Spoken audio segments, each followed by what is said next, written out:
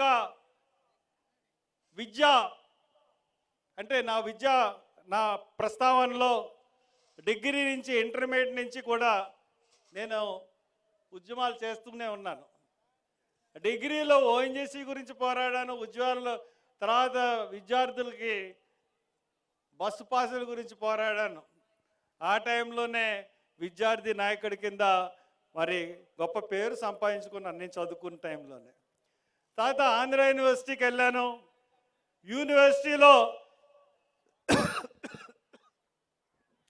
యూనివర్సిటీలో నేను చేయనంటే ఉద్యమం లేదు.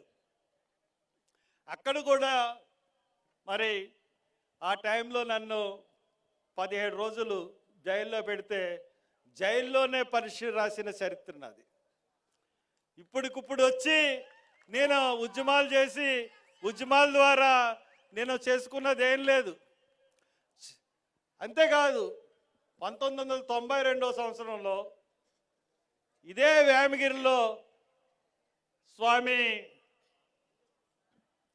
అతని పేరు సుందర చైతన్యానంద స్వామి, అతని మీద పోరాటం చేసి, అంటే అతనికి స్థలం గవర్నమెంట్ ఇస్తే పేదల గృహాలని ఖాళీ చేయించి ఎలుకలతో బొర్రెలు పెట్టడం వల్ల, పేదలు ఉండడం వల్ల ఎలుకలు బొర్రెలు పెట్టడం వల్ల గట్టుకి ప్రమాదం ఏర్పడుతుంది కాబట్టి అని చెప్పి పేదలను ఖాళీ చేయించి ఆ స్థలం అంతా సుందర చైతన్యానంద కట్టబెట్టారు. దాని మీద ఉద్యమం చేయించి అతని మీద 5 రోజులు ఆమరణ దీక్ష చేసిన తర్వాత సీఎం విజయభాస్కర్ రెడ్డి గారు ఫోన్లో మాట్లాడి, నీకెందుకు, నీకు అన్ని కోరికలు నేను తీరుస్తాను, నేను కమిషన్ వేస్తున్నాను, మానేవి హర్ష్ కుమార్ అని చెప్పిన మనిషి విజయభాస్కర్ రెడ్డి గారు. అలాగే యూనివర్సిటీలో ఎన్నో మీటింగులు, బ్రహ్మానంద రెడ్డి గారు నా మీటింగ్కి వచ్చి నువ్వు చాలా ఎదుగుతావని చెప్పారు. అలాగే కాలేజీ పెట్టుకున్నాను. ఈ మీటింగు ఎలక్షన్ టైంలో పెడుతున్నాడు హర్ష్ కుమారు, సీటు గురించి పెడుతున్నాడు అని చెప్పి చాలా దుష్ప్రచారం చేశారు. నేను సీటు నాకు కావాల్సిందేంటి? 2009లో మీటింగ్ పెట్టాను. ఒక విషయం మీద రాజశేఖర రెడ్డి గారికి వ్యతిరేకమయ్యి మీటింగ్ పెడితే లక్షలాదిగా జనం వస్తే నా పార్లమెంటు సభ్యత్వానికి కూడా రాజీనామా చేస్తానని మీటింగ్ పెట్టినోడిని నాకు సీటు కావాలా? 2 సంవత్సరాలు పార్లమెంటుగా మెంబర్గా చేసిన నాకు సీటు కావాలా? ఎందువల్ల పెట్టాను? 2009లోనే కాదు, దళిత శంఖారావం రాజమండ్రిలోనే పెట్టాను. ఆ మీటింగ్లో మీ అందరికీ తెలుసు ఉంటుంది, మీ అందరికీ తెలుసు, ప్రతి ఒక్కరికి కూడా తెలుసు ఏంటంటే ఆ రోజున సీఎం గారికి దళిత బంధువు అని చెప్పి నేను ఒక బిరుదు ఇచ్చాను కిరణ్ కుమార్ రెడ్డి గారికి. ఎందువలనంటే సబ్ ప్లాన్కి చట్టబద్ధత తీసుకొచ్చిన ముఖ్యమంత్రి. ఆ తీసుకురావడంలో నా పాత్ర కూడా చాలా ఎక్కువ ఉంది కాబట్టి నేను నువ్వే మీటింగ్ పెట్టు, నువ్వే నా మీద ప్రెషర్ పెట్టావని చెప్పి కిరణ్ కుమార్ గారు రెడ్డి చెప్తే రాజమండ్రిలో శంకర్రావు అనే మీటింగ్ పెట్టాను. తర్వాత గవర్నమెంట్ ఆంధ్ర రాష్ట్రం గురించి కాంగ్రెస్ పార్టీ తీసుకున్న నిర్ణయంతో మరి ఆ కాంగ్రెస్ మీదే అవిశ్వాస తీర్మానం పెడితే కాంగ్రెస్ నన్ను బహిష్కరించింది. అటువంటి వాడిని నాకు ఈ రోజున పదవి కావాలా? అది కానీ ఈ 10 సంవత్సరాలు పోనీ నేను ఖాళీగా ఉన్నానా? 2014 నుంచి 2024 ఎన్ని మీటింగులు పెట్టాను, ఎన్ని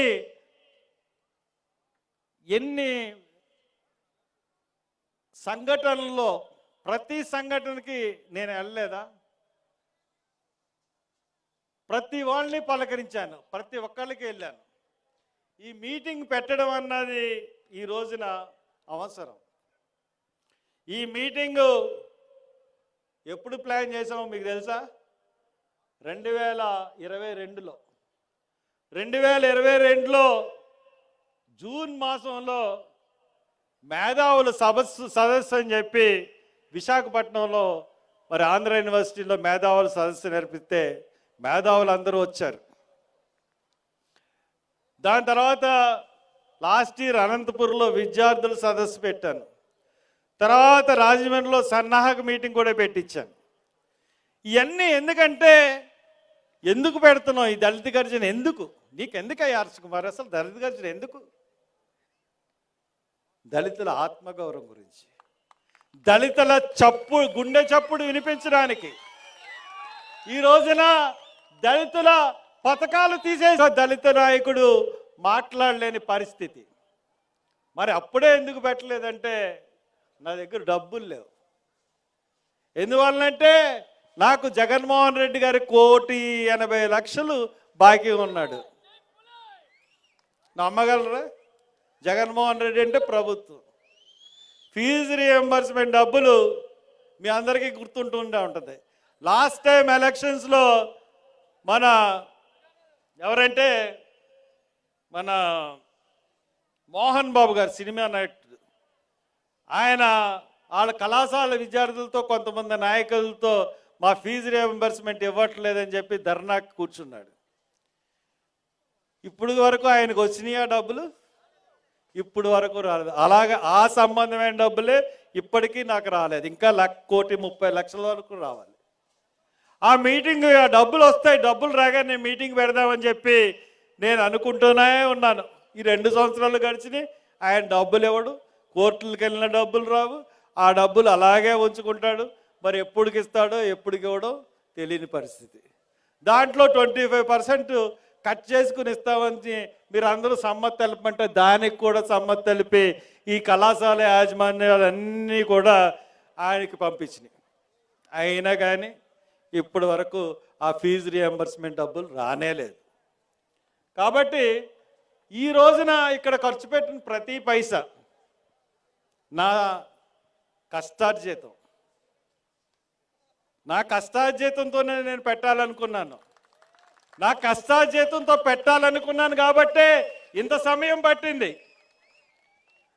నా కొడుకులు అందొచ్చారు కాబట్టి వాళ్ళు నేను కలిసి ఈ మీటింగ్ ఏర్పాటు చేశాం. కానీ నాకు ఒక్క మనిషి, ఒక రాజమండ్రిలో ఒక పెద్ద ఆయన, నీ మీటింగ్కి బోల్డ్ ఖర్చులు అవుతున్నాయి చూస్తా ఉన్నానని ₹1,00,000 తీసుకుని వచ్చి ఇచ్చాడు.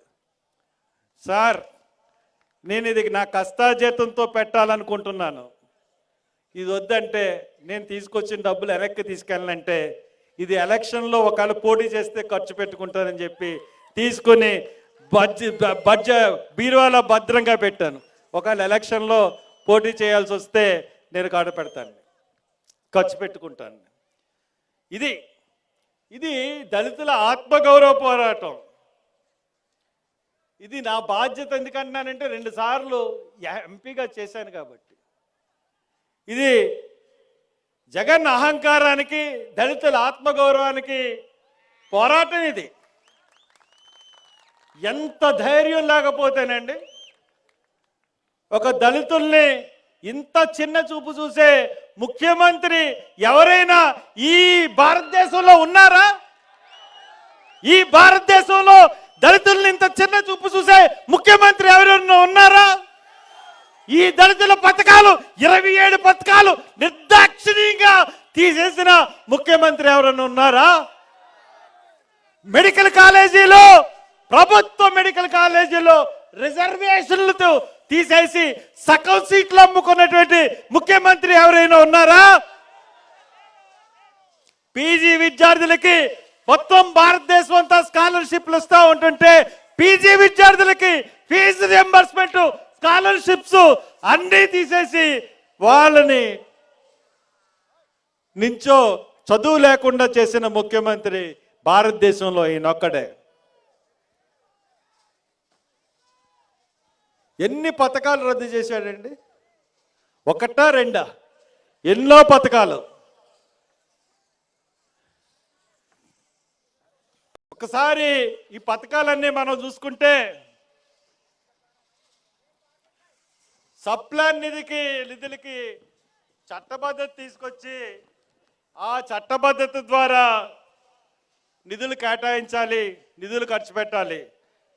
ఎందుకంటే సప్లాన్ నిధులంటే ఒక్క మన రాష్ట్రానికే, మన రాష్ట్రం తెలంగాణకే చట్టబద్ధత ఉంది, ఇంకే రాష్ట్రానికి చట్టబద్ధత లేదు. నిజంగా సెంట్రల్ గవర్నమెంట్ కానీ స్టేట్ గవర్నమెంట్లు కానీ నిజంగా సక్రమంగా ఈ సప్లాన్ ఎస్సీ కాంపోనెంట్ నిధులు కానీ ఖర్చు పెట్టుంటే దళితుల పరిస్థితి ఈ రకంగా ఉండదు. 75 లక్షల కోట్లు ఈ సప్లాన్ నిధుల్ని దుర్వినియోగం చేసినాయి ప్రభుత్వాలు. కేంద్ర రాష్ట్ర ప్రభుత్వాలు అన్నీ కూడా సప్లాన్ నిధుల్ని దుర్వినియోగం చేసినాయి. ఈ చట్టబద్ధత వచ్చిన కూడా దుర్వినియోగం చేసే ముఖ్యమంత్రి ఈయనే. పక్కన నిన్న బడ్జెట్ ప్రవేశపెట్టారు రేవంత్ రెడ్డి.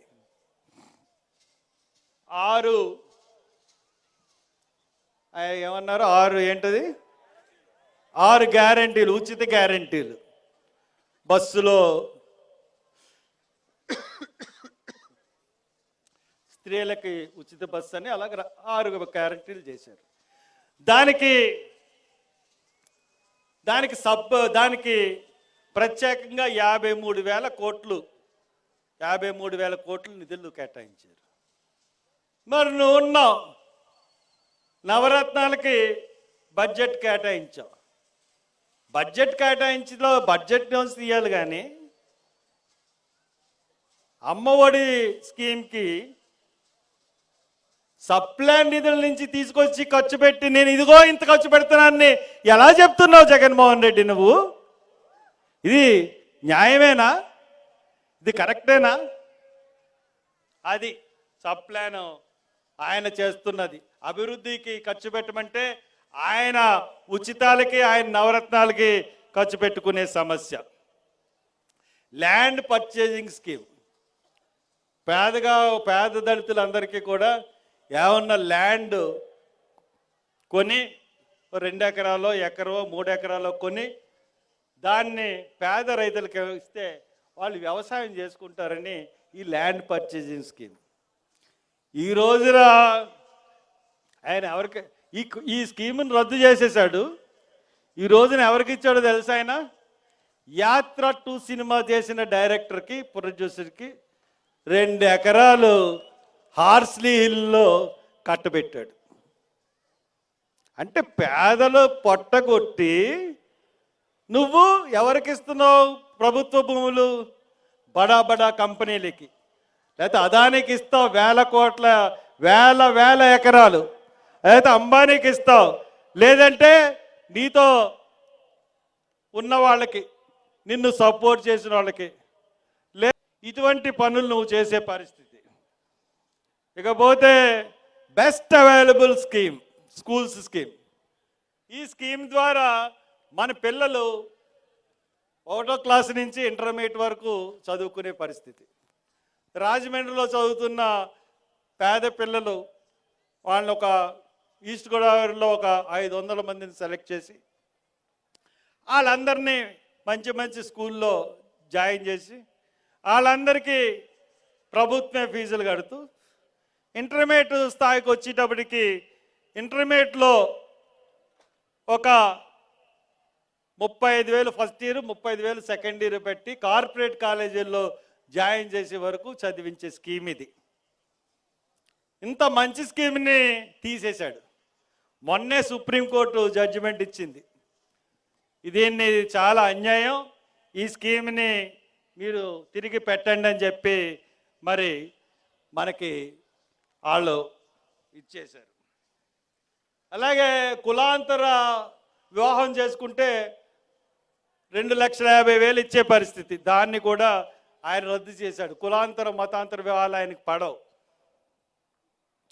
తర్వాత national schedule caste finance corporation నుంచి, national schedule caste finance development corporation నుంచి లాస్ట్ ప్రభుత్వంలో కార్లు ఇచ్చేవారు, అది తీసేశారు. ఇంకా ఎస్సీ కార్పొరేషన్ నుంచి గత 3 ప్రభుత్వాలు కూడా సబ్సిడీ 1,00,000 చొప్పున సబ్సిడీ లోన్స్ ఇచ్చేవారు. అసలు జగన్మోహన్ రెడ్డిని ఈ పాయింట్ మీదే దళితులందరూ నెగ్గించారు. మా జగనన్న వస్తాడు, జగనన్న రాగానే మన అందరం కూడా మరి ఖచ్చితంగా బోల్డ్ లోన్లు తీసుకోవచ్చు, ఆ లోన్లు తీసుకుంటే మనకి చాలా మంచిది అవుతుందని చెప్పి చేశారు. అది లేదు. ఇటువంటి ఒక్క లోన్ అంటే ఒక్క లోన్, ఎన్నో కార్పొరేషన్లు పెట్టారు కానీ ఒక్క లోన్ కూడా ఇవ్వలేని పరిస్థితి. అలాగే ఇలాంటి నేను పాంప్లెట్లో వేశాను సుమారు 25 స్కీములు. మీరందరూ ఈ పాంప్లెట్ చదువుకుంటే ఎన్ని స్కీములు జగన్మోహన్ రెడ్డి గారు తీసేశారు అన్నది మీ అందరికీ తెలిసే పరిస్థితి.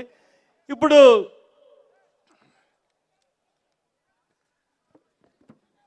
మనం నవరత్నాలు చూసుకుంటే, నవరత్నాలు అంటే 9 రత్నాలు. ఆ 9 రత్నాల్లో మొదటి రత్నం రైతు భరోసా. రైతులకి ఆయన ఏం చెప్పాడంటే ప్రతి రైతు కుటుంబానికి 50,000 ఇస్తా అన్నాడు. అవునా? ఇచ్చాడా? ఇవ్వలేదు. పంట వేసే సమయానికి 12,500 ఇస్తా అన్నాడు. ఇచ్చాడా? ఇవ్వలేదు. ఇప్పుడు రైతు భరోసా కింద 6,000, అది కూడా సెంట్రల్ గవర్నమెంట్ ఇచ్చేదే ఇస్తా ఉన్నాడు. వడ్డీ లేని పంట రుణాలు ఇచ్చాడా? ఇవ్వలేదు. ఉచితంగా బోర్లు, ఒక్క బోరు కూడా వేయలేదు. ఒకసారి వ్యవసాయానికి పగటిపూట 8 గంటల ఉచిత విద్యుత్తు ఇచ్చాడా? ఇవ్వలేదు. 3,000 కోట్లలో ధరల స్థిరీకరణ చేశాడా? చేయలేదు.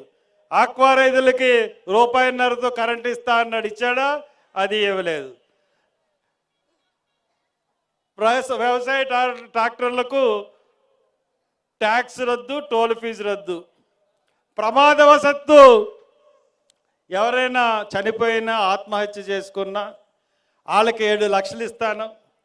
7 లక్షలు ఇవ్వడమే కాకుండా వాళ్ళ దగ్గర నుంచి అప్పులోళ్ళు వచ్చి అప్పులు వాళ్ళు కానీ తీసేసుకుంటారేమో, కాబట్టి ఆ అప్పులు వాళ్ళకి ఆ డబ్బు చెందకుండా ఆ కుటుంబానికే చెందించేటట్టు ఒక చట్టాన్ని అసెంబ్లీలో తీసుకొస్తా అన్నాడు. తీసుకొచ్చారంటే అది తీసుకురాలేదు. ఇకపోతే ఇలాంటి స్కీములు మనం చూసుకున్నట్టయితే ఈ నవరత్నాల్లో మనం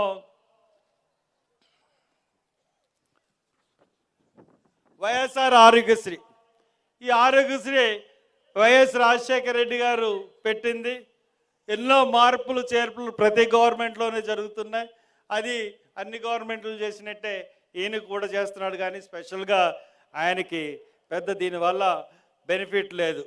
ఇంతకుముందు రాజీవ్ ఆరోగ్యశ్రీ అని వైఎస్ రాజశేఖర రెడ్డి గారు పెట్టారు, చంద్రబాబు నాయుడు గారు ఎన్టీఆర్ అని ఆయన పెట్టాడు, మళ్ళీ ఈయన వైఎస్ఆర్ ఆరోగ్యశ్రీ అన్నాడు. ఇంకా అమ్మఒడి అంటే 15,000 ఇస్తారను. ఎంతమంది కుటుంబంలో ఎంతమంది చదివితే అంతమందికి అమ్మఒడి ఇస్తా అన్నాడు, కానీ కుటుంబంలో ఒక్కరికే ఇస్తా ఉన్నాడు.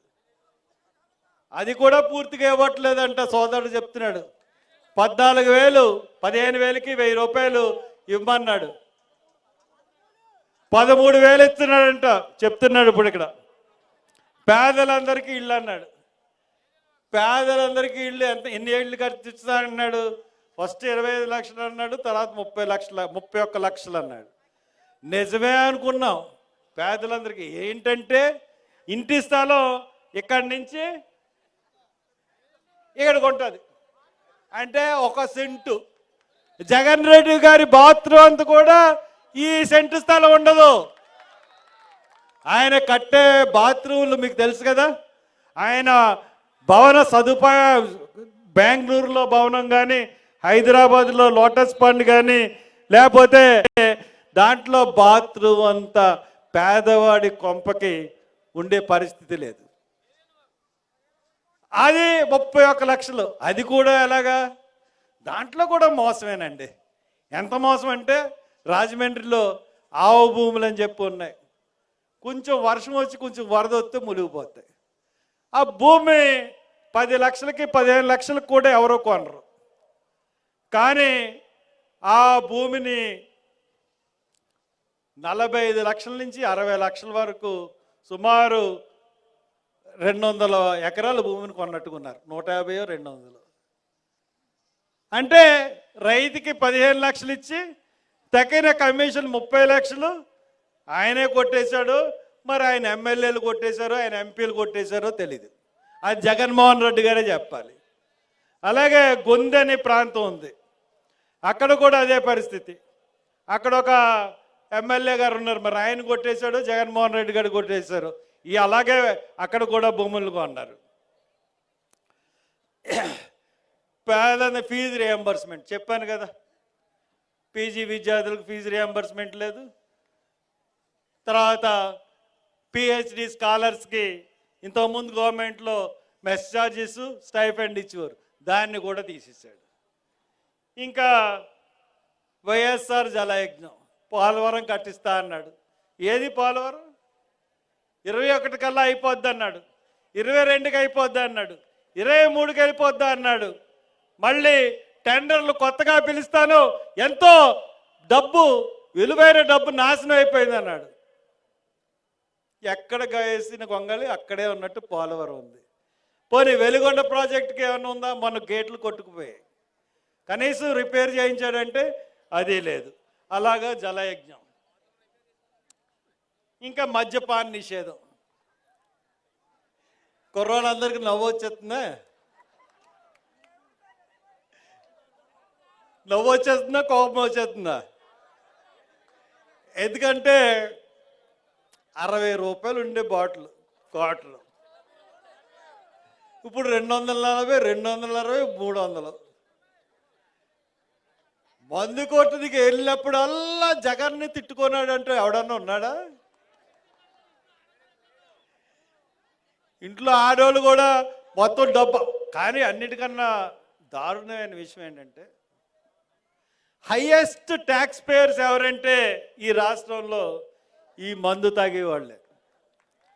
ఈ మందు తాగేవాళ్ళు నెలకి 6,000 రూపాయలు ట్యాక్స్ కడుతున్నారు కాబట్టి ఈ ప్రభుత్వం నడుస్తుంది, లేదంటే నడవదు. దశల వారీగా మద్యపాన నిషేధం అన్నాడు, దశల వారీగా అటుంచి ఆయన మద్యపాన నిషేధానికి కనీసం డీఅడిక్షన్ సెంటర్లు కూడా తీయలేదు. ఇంకా 9వ నవరత్నం ఏంటంటే వైఎస్ఆర్ ఆసరా చేయూత. పొదుపు సంఘాలకు డబ్బులు ఇస్తా అన్నాడు, 0 వడ్డీకే రుణాలు అన్నాడు. తర్వాత ఎస్సీ ఎస్టీ అందరికీ కూడా మరి లోన్స్ అన్నాడు. కార్పొరేషన్ల ద్వారా ఎస్సీ ఎస్టీ బీసీ మైనారిటీ కాపు అందరికీ కూడా లోన్లు ఇస్తా అన్నాడు. దగ్గర 59 కార్పొరేషన్లు బీసీలకు పెట్టాడు, 3 కార్పొరేషన్లు ఎస్సీలకు పెట్టాడు, మైనారిటీ కార్పొరేషన్ ఒకటి పెట్టాడు, కాపు కార్పొరేషన్ ఒకటి పెట్టాడు, బ్రాహ్మణ కార్పొరేషన్ అని ఒకటి పెట్టాడు, క్షత్రియ కార్పొరేషన్ అని ఒకటి పెట్టాడు, కమ్మ కార్పొరేషన్ అని ఒకటి పెట్టాడు, రెడ్డి వైశ్య కార్పొరేషన్ ఒకటి పెట్టాడు. ఎవరికన్నా ₹1 లోన్ ఇచ్చాడా కార్పొరేషన్ నుంచి?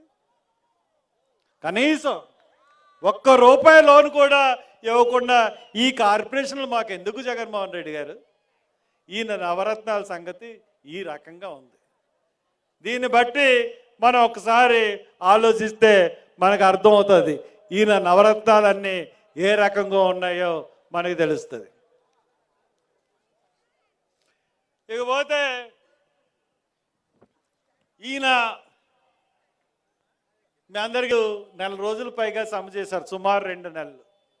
వాళ్ళకి సమాజం అంతా సంఘీభావం ప్రకటించింది, అయినా జగన్ గారి కరుణ కలగలేదు. కానీ ఆయన సలహాదారుడు వచ్చి ప్రతి ఓడు సమ్మె చేస్తే మరి ఆ సమ్మెకి ప్రభుత్వం లొంగిపోతే ప్రతి ఓడు సమ్మె చేస్తాడు. దీనికి అంతం లేదా? ప్రభుత్వానికి బాధ్యతలు ఉంటాయి అని చెప్పాడు సజ్జల రామకృష్ణారెడ్డి గారు. నిజమే అనుకున్నా, తీరా చూస్తే ఆయనకి ఖర్చు పెట్టిన పరిస్థితి ఎంతంటే ఆయనకి ఇప్పటి వరకు 240 కోట్లు ఖర్చు పెట్టారట. ఆయన జీతం సుమారు మరి ఎంతో నాకు తెలియదు కానీ ₹1 కోటి వరకు ఉంటుందని 50 లక్షల వరకు ఉంటుందని చెప్తా ఉన్నారు. అంటే నువ్వు ప్రభుత్వంతో 240 కోట్లు ఖర్చు పెట్టుకున్నవాడు, నువ్వు అంగన్వాడీల గురించి మాట్లాడే నైతిక హక్కు నీకు ఎక్కడిది సజ్జల రామకృష్ణారెడ్డి? అలాగా ఆశా వర్కర్లు పాపం వాళ్ళని ఎంత దారుణంగా హింసించారో మనందరం చూసాం. రాజధానిలో రైతులు వాళ్ళ మీద ఎస్సీల మీద కూడా అట్రాసిటీ కేసులు కట్టి సంఖ్యలు వేసి జైలుకి తీసుకెళ్లారు. ఎస్సీ వాడు కంప్లైంట్ ఇస్తే అట్రాసిటీ కేసు పెడతారు. అటువంటిది ఎస్సీల మీద అట్రాసిటీ కేసులు ఎక్కడ మనం వినం. నేను ఎస్సీ కమిషన్కి వెళ్ళి కంప్లైంట్ చేసి చెప్తుంటే ఇది ఎలా సాధ్యం, ఇది ఎలా పెడుతుంది అంటున్నారు. మెడికల్ కాలేజీలో సీట్లు అమ్ముకున్నాడని చెప్తే కూడా అలాగే ఆశ్చర్యపోయారు. ఇంకా విశాఖపట్నంలో స్టీలు నిన్నే అనౌన్స్ చేశారు. విశాఖపట్నం స్టీల్ గురించి అంతర్జాతీయ ప్రమాణాలు కలిగిన స్టీల్ ఫ్యాక్టరీ ఇది. దీని ఎగుమతుల్ని అనుమతిస్తున్నాం. ఇది అంతర్జాతీయ ప్రమాణాలతో ఉన్న స్టీల్ ఫ్యాక్టరీ ఇది అని చెప్పి ఒక సర్టిఫికేట్ ఇచ్చారు స్టీల్ ప్లాంట్. అటువంటి దాన్ని అమ్మకానికి పెట్టారు జగన్మోహన్ రెడ్డి గారు. ఇకపోతే ప్రత్యేక హోదా ఒక ముగిసిన అధ్యాయం. 25 ఎంపీలు ఇవ్వండి, ప్రత్యేక హోదా ఎలా రాదో నేను చూస్తానన్నాడు. 23 ఎంపీలు ఇచ్చారు, వెళ్ళిపోయాడు. మోడీ సంఖ్యలో దూరిపోయాడు. ప్రత్యేక హోదా లేదు, ప్రత్యేక హోదా లేదు. ఎంత దారుణంగా ఆంధ్రప్రదేశ్ ప్రజలను మోసం చేశాడంటే జగన్మోహన్ రెడ్డి గారు అంత దారుణంగా. తర్వాత రైల్వే జోన్ విశాఖపట్నంలో, అరే భూమి ఇస్తే మేము రైల్వే జోన్ ఇస్తామంటే 53 ఎకరాలు ముంపుకు గురే ఎకరాలు ఇచ్చాడట. మరి నాకు విశాఖపట్నంలో ముంపుకు గురే ప్రదేశాలు ఉన్నాయా అన్నది నాకు సందేహం కలుగుతూ ఉంది. ఎందుకంటే అంత కొండలు, పెద్ద మెట్ట ప్రాంతం. అటువంటిది మరి కేంద్రం అబద్ధం ఆడుతుందా, ఈయన అబద్ధం ఆడుతున్నాడో తెలియని పరిస్థితి. అయినా కానీ ఇద్దరు కలిసి రైల్వే జోన్ రాకుండా చేసే పరిస్థితి. ఇంకా విభజన హామీలు సరే. ఇంకా ఉద్యోగులకి సిపిఎస్ ఇస్తా అన్నాడు, సిపిఎస్ రద్దు చేస్తా అన్నాడు. పాత పెన్షన్ విధానం నేను వచ్చిన వారం 4 రోజుల్లో పాత పెన్షన్ విధానం ప్రవేశపెడతా అన్నాడు. 5 సంవత్సరాలు అయిపోయింది, అదే పరిస్థితి. తర్వాత అసైన్డ్ భూములు ఎన్ని దొబ్బేశాడో మీ అందరికీ ప్రతి ఒక్కరికి తెలుసు. మెగా డిఎస్సిలో మరి 30,000 పోస్టులుంటే 6,000 పోస్టులు, అది కంటి తలుపు చర్య. తర్వాత కాపులకి రిజర్వేషన్, ఇది దామోదరం సంజీవ్ గారు ఇచ్చారు. బీసీ కోటా తగ్గకుండా కాపులకి రిజర్వేషన్కి మేము మద్దతు తెలుపుతా ఉన్నాం. ఇవ్వండి. ఎందువల్లంటే మోడీ గారే అగ్రవర్ణానికి 10% రిజర్వేషన్లు పెట్టినప్పుడు ఇక్కడ ఎప్పటి నుంచో కాపులు అడుగుతూ ఉన్నారు మాకు రిజర్వేషన్ కావాలని. ఇచ్చితే తప్పే ఉంది. జనాభా నిష్పత్తిలో కాపులకు కూడా రిజర్వేషన్ ఇమ్మని నేను కోరుతా ఉన్నాను. అలాగే ఆటో కార్మికులకు వాహనమిత్ర, వాళ్ళు వేళ టీవీలో చూశాను, గగ్గోలు పెట్టేస్తూ ఉన్నారు. 10,000 ఇస్తున్నాడు సార్, 15,000 లాక్కెళ్ళిపోతున్నాడు ఫైనల్ ద్వారా. 10,000 వాహనమిత్ర ఇస్తున్నాడు సంవత్సరానికి, 15,000 ఫైన్ అంట. ఇకపోతే ఇంకొకటి లాస్ట్గా మనం చెప్పాల్సింది ఏంటంటే, ఇవన్నీ ఈ రకంగా చేసినా కానీ, ఎన్ని సర్వ్ చేసినా కానీ అలాగే నడుస్తూ ఉంది. ఇంకా సర్పంచులు పాపం మొన్న సర్పంచులందరూ కలిపి సచివాలయానికి వెళ్దాం అనుకున్నారు. వాళ్ళకి జీతాలు లేవు, బచ్చాలు లేవు, చెక్ పవర్ తీసాడు. అసలు ఎందుకు సర్పంచ్ అయ్యారు? మొత్తం సర్పంచులందరూ వైఎస్ఆర్సీపీ వాళ్ళే. అసలు ఒక్కడు కూడా ఎవరిని కూడా నించోనివ్వలేదు. బలవంతంగా సర్పంచుల్ని ఎవడన్నా సర్పంచ్కి నించుంటానంటే ఆయన బెదిరించి సిఐ తీసుకొచ్చి కేసులు పెడతామని చెప్పి సర్పంచులు చేయించుకున్నాడు. తీరా ఆ సర్పంచుల పరిస్థితి ఏంటంటే, ఒక్క సర్పంచ్ కూడా ఈ రోజున వైసీపీ అంటే ద్వేషంతో మండిపడిపోతా ఉన్నాడు. ఈ పరిస్థితులు మనకున్నాయి. ఈ పరిస్థితులు మార్పు కావాలంటే మన మీద అత్యాచారాలు జరగకుండా, అత్యాచారాలు జరిగినా ఒకవేళ న్యాయం జరగకపోతే, ఈ పథకాలు ఏవైతే రద్దు చేశాడో ఆ పథకాలు కానీ మళ్ళీ తిరిగి రాకపోతే మన పరిస్థితి ఏంటి? మనం ఏం చేయాలి? ఇప్పుడు తీసేసిన ఆయన మళ్ళీ పెడతాడా మనకి? చస్తే పెట్టడు. కాబట్టి ఈ యొక్క సభ ఉద్దేశం ఖచ్చితంగా ఈ రోజున సోషల్ మీడియా ద్వారా చూస్తున్న లక్షలాది మంది ప్రజలకు నేను చెప్తా ఉన్నాను, జగన్మోహన్ రెడ్డిని గద్దె దించడమే ఈ సభ యొక్క ముఖ్య ఉద్దేశం. ఈ దళిత సింహగర్జన జగన్మోహన్ రెడ్డిని ఖచ్చితంగా గద్దె దించే వరకు కూడా పోరాడుతుంది. నా సాటి దళిత సోదరులకు చెప్తా ఉన్నాను, మీ సోదరుల మీద జరుగుతున్న దాడులు, మీ యొక్క సోదరుల మీద జరుగుతున్న దాడులు, మీకు తీసేసిన హక్కులు, హామీలు, రుణాలు అన్నిటి మీద ఒక్కసారి మనసు పెట్టి ఆలోచించండి. ఒక్కసారి మనసు పెట్టి ఆలోచించి మీరు డబ్బులకి అమ్ముడుపోకుండా డబ్బులు ఇస్తాడు తీసుకోండి. ఎవడబ్బ సొమ్ము కాదు, ఇది మన సొమ్మే. ఓ పక్కన ఇసుక మీద వేల కోట్లు, ఓ పక్కన కొండల్ని గొట్లని కొట్టేసి వేల కోట్లు. ఇవన్నీ ఎవరి డబ్బు? ప్రకృతిని అమ్మేస్తూ డబ్బు సంపాదిస్తున్నాడు. మన సొత్తు మీదే డబ్బు సంపాదిస్తున్నాడు. అలాగిచ్చే డబ్బు ఓటుకు 10,000 ఇచ్చే పరిస్థితి ఉంది. తీసుకోండి, ఎవడు తీసుకోకుండా ఉండదు, తీసుకోండి. ఎంత ఇచ్చినా తీసుకోండి. ఓటు మట్టుకు జగన్మోహన్ రెడ్డికి వేయద్దు. ఇదే ప్రతిని పూని మీరు ఇంటికి వెళ్ళండి. ఇంటికి వెళ్ళి ఇంట్లో అందరికీ చెప్పండి, ఇంకొకసారి జగన్మోహన్ రెడ్డి వచ్చాడంటే మనం బతకలేం. మన ఆత్మగౌరవం చచ్చిపోతుంది, మన ఆత్మాభిమానం చచ్చిపోతుంది, మన చెల్లెమ్మలు చచ్చిపోతారు, మన మీద అత్యాచారాలు ఎక్కువైపోతాయి. కాబట్టి ఎట్టి పరిస్థితుల్లోనూ జగన్మోహన్ రెడ్డిని గద్దె దించే వరకు ఈ దళిత జాతి మరి సింహాల్లా గర్జించాలని కోరుతూ సెలవు తీసుకున్నాను. జై భీమ్, జై భీమ్, జై భీమ్.